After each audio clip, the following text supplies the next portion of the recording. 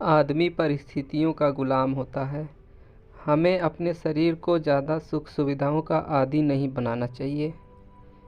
एक बार राजा अपने मंत्री के साथ कहीं जा रहे थे।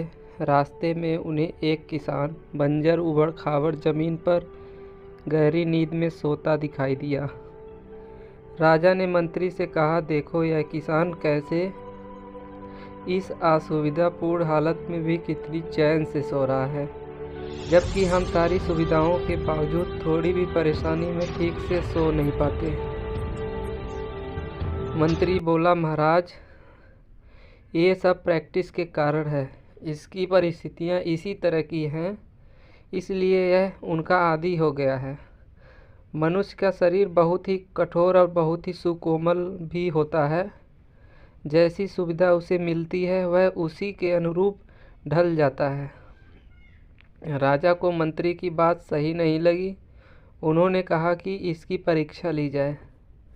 राजा उस किसान को अपने साथ राजमहल ले आए। यहाँ उसके लिए हर सुख सुविधा की व्यवस्था की गई। उसे बेहद नरम बिस्तर सोने के लिए दिया गया। किसान राशि ठाट बाट का आनंद लेने लगा।